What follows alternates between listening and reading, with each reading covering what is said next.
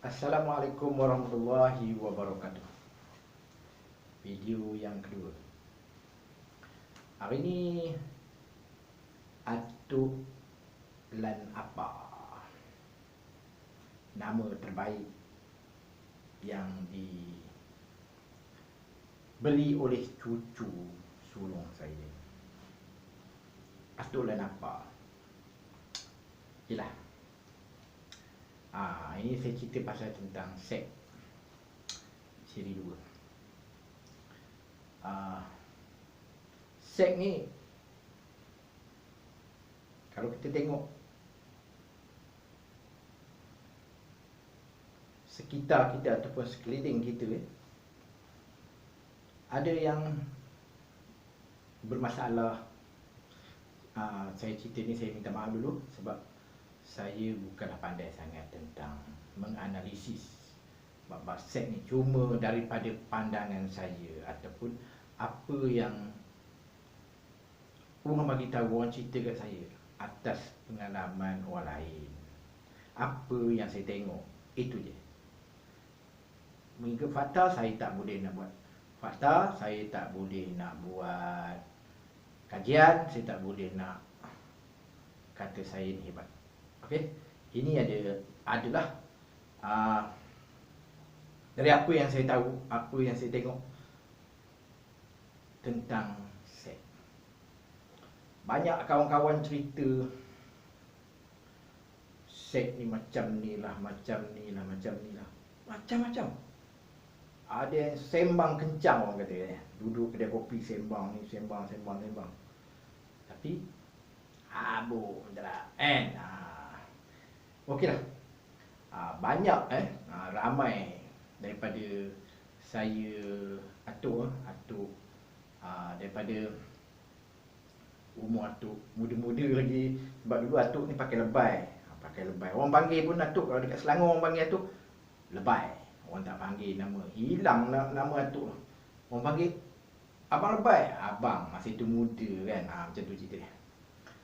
Jadi daripada bila orang tengok kita pakai lebay, sebelum pakai lebay pun orang tanya tentang seks, bercerita tentang seks.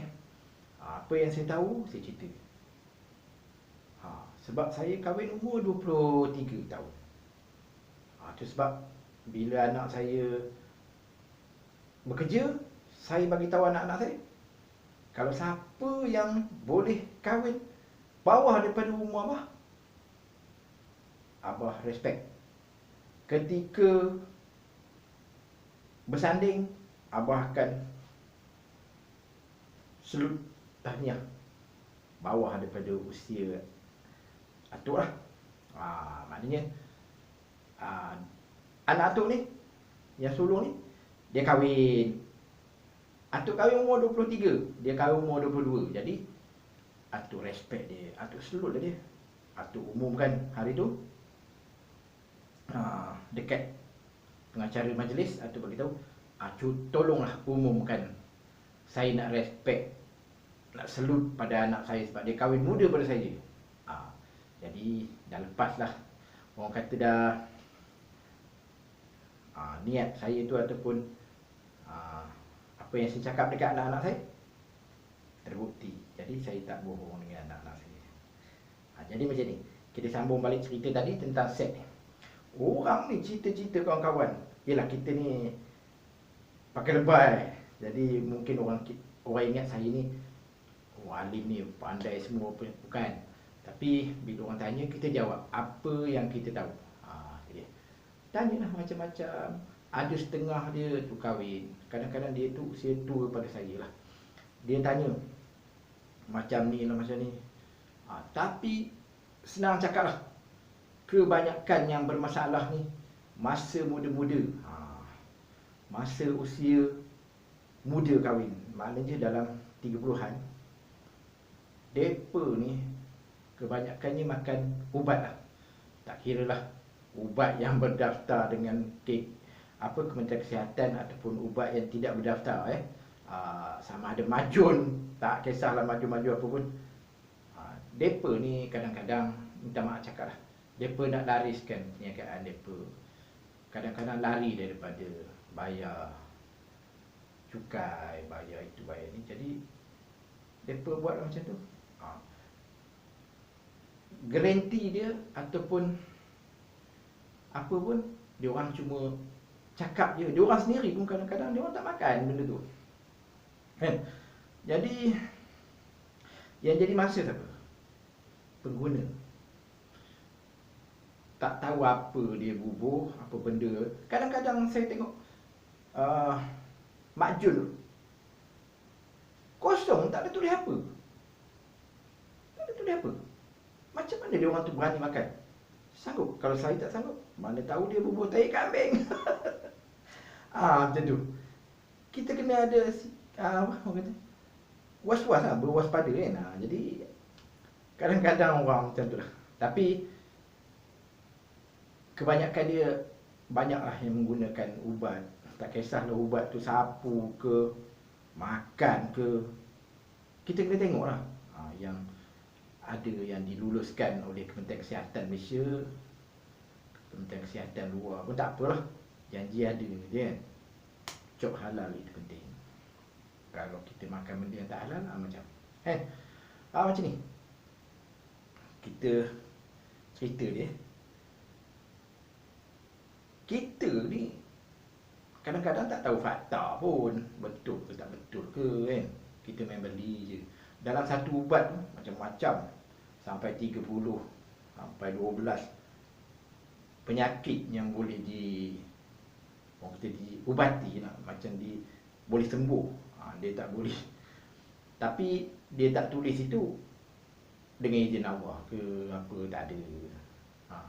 Kadang tu lah, orang Melayu sendiri pun kita kena berwaspada, berjaga-jaga. Sebab kesihatan kita, nanti kalau umur kita, usia kita dah macam atuk ni 50 lebih, dah tak boleh pakai, dah rugi. Usia kita, kalau kata kita ni hidup 60 tahun, kita dah rugi 10 tahun, tak boleh pakai. Barang ada tapi tak boleh pakai, kan? Macam kita pakai motor cantik, enjin rosak, tak boleh pakai. Jadi berhati-hatilah. Nak ceritanya hari ni, atuk ni bukan mudah percaya. Tambahlah ubat-ubat tadi dah tentu atuk tak percaya, kan? Lagi satu, herba-herba ni memanglah mak kepada atuk ni bidang kampung. Okey, bidang kampung pakar pula buat ubat buasi. Tuan-tuan tentu tahu ubat buasi macam ni. Tapi masa kecil-kecil kita ikutlah atuk ni, ikutlah mak atuk ni, pergilah. Kalau atuk belajar dululah apa pokoknya, jenama apa semua tu kan, tentu atuk sekarang ni dah jadi pakar buasi, kan? Pakar mengubat penyakit buasi. Tapi atuk tak ambil tahu semua tu. Sampai atuk sendiri pun tak yakin dengan herba-herba yang ada ditanam di Malaysia ni. Orang cerita tongkat Ali ke apa, atuk kata apa pahit-pahit ni, atuk tak nak makan. Sebab atuk tahu kesihatan atuk macam mana, kan? Jadi apabila atuk ni dah berkawan-kawan ramai, dah kawan dengan orang tua, dengan orang muda, golongan macam-macam golongan lah. Bila duduk lepak kedai kopi ni, macam-macam lah. Jadinya adalah kawan atuk ni, dia namanya Tengku Zainal lah. Dia ni sebelum tu atuk bagi tahu, atuk ni sakit pinggang, duduk pun payah, sebab atuk ni ada bekas kemalangan jalan raya dulu, dekat Gua Tempurung. Jadi atuk ni mengidap sakit pinggang lah, sikit-sikit sakit. Ini cerita ni atuk bukan nak promosi, tapi kalau siapa-siapa nak, boleh, atuk boleh tunjukkan. Tapi memang atuk jagalah pokok tu. Memang kalau atuk jual pun mahal, kalau siapa-siapa nak beli pun boleh, InsyaAllah atuk boleh jualkan. cerita di pokok ni, nama pokok dia, si Abang Zainal ni pun dia tak bagi tahu apa nama pokok ni. Dia tahu, dia kata apa? Ini namanya pokok celaka. Atuk kata, pokok celaka? Nama saintifik dia? Aku pun tak tahu. Dia cakap dalam bahasa Negeri Sembilan. Dan pun tak tahu. Tapi Dan kata, ni pokok celaka. Dengar ceritanya macam tu lah. Pokok ni hanya golongan bangsawan je lah yang guna. Jadi dia perkenalkan kat atuk. Dia kata, kau makan. Dia balik sekejap, dia ambil sebeban pokok tu. Dia kata, kau makan 3 helai je. Kau makan. Aku nak tengok kau makan. Saya pun makan. Orang tak percaya. Bayang kalau orang tak percaya. Atuk ni tak percaya, tak yakin. Mana ada ubat. Tapi dah dipaksa ni atuk makan. Atuk pun kunyah. Dia rasa, dia cakap apa? Ada rasa apa? Atuk kata, tak ada apa rasa. Dia memang tak ada rasa apa dia tu. Tapi kau makan. Makan, aku nak tengok kau kunyah, kau telan. Sampai begitu sekali dia nak tengok atuk makan ubat tu. Sebab atuk rajin sakit pinggang. Jadi dia pun tengok, nganga mulut. Nganga. Jadi atuk pun ambil lah makan. Dia kata dalam seminggu ni engkau akan rasa perbezaan. Jadi atuk ni manalah ambil kisah, tak nak kisah buat apa, ambil tahu pun. Dia cakap macam tu cakap kan. Jadi apabila dah seminggu lebih dah pun, sebenarnya atuk bangun subuh ke apa, memang tak ambil tahu benda-benda tu kan. Tapi satu masa tu, ni cerita dia. Bila atuk bangun pagi tu, tengok adik bangun dulu. Tak perasan selama hari ni dia dah bangun dulu. Sebab kita dah biasa dia tak bangun. Bukan sebab tak bangun tu, sebab dah tak boleh pakai. Tapi dia tak bangun tu, orang kata, orang tabligh kata apa? Kalau umur 14 tahun, daripada kecil sampai 14 tahun ni, pandangan hidup.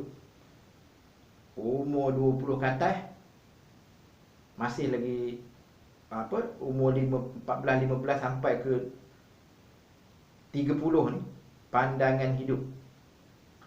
Bila lepas ke 40 ke atas, dia kata pegangan hidup. Lepas tu mainan hidup. Faham kan? Kalau tak faham tak tahulah. Jadi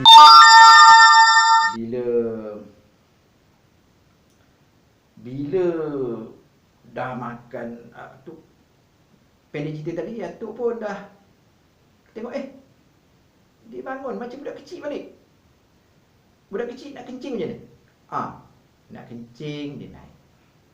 Bangun tidur dia naik. Macam tu lah. Atuk pun tak boleh nak cakap mencarut sangat kan. Atuk ni pemalu dia. Jadi bila dah macam tu, atuk kata, betul lah perbezaan. Aku nak jumpa balik lah Abang Zainal ni. Daripada situlah saya jumpa dia, dia bagi saya janji kat dia, abang, kalau pokok ni saya tanam semai-semai, saya jual laku bang, saya akan bagi abang duit bang. Kalau orang yang beli tu dia kata betul, yakin, sama macam saya, maknanya darah dia sama ataupun penyakit dia sama macam saya akan bagi abang duit, insyaAllah bang. Doa ke saya bang. Tanam 3 helai daun, bayang 3 helai daun je, baru hidup 3 helai daun, saya jual RM50. RM50. Daripada situlah saya mula, orang kata, mula tanam pokok celaka. Yang saya dapat rasakan apabila satu masa tu saya kembali sakit pinggang, naik bas pergi Kelantan, balik Kelantan sakit pinggang. Saya kata, ya Allah, aku ni dah lama sebenarnya tak sakit pinggang. Hari ni baru aku tahu yang aku ni sakit pinggang balik. Nampak? Kita tak perasan yang kita tu dah ada perubahan daripada sakit tak sakit, kita buat abai, tak tahu buat apa, buat tak tahu, buat tak kisah. Bila sakit baru kita tahu, oh aku ni dah lama tak sakit pinggang. Itulah yang saya nak cerita, nak kongsikan. Jadi cerita tadi, janganlah main, orang kata guna ubat-ubat yang kita tak tahu daripada mana. Kita tak tahu daripada mana asal usul, tiba-tiba kita makan, rosak badan kita ni. Yang ngatuk seronok tu, makan 3 helai daun, dah nampak dia punya kesan. Jadi bukan Atuk nak promosi sangat ubat-ubat daun ni, tapi yang sebenarnya Atuk nak bagi tahu, janganlah kita makan ubat-ubat yang kita tak tahu asal usul dia. Macam Atuk bagi tahu tadi, tak ada pun dikeluarkan syarikat apa-apa semua tu. Kalau kita jadi apa-apa, kat siapa kita nak rujuk? Jadi itu saja video Atuk untuk kali ini. InsyaAllah, kalau diizinkan Allah, umur Atuk panjang, kita akan bertemu di video yang ketiga, insyaAllah. Assalamualaikum warahmatullahi wabarakatuh.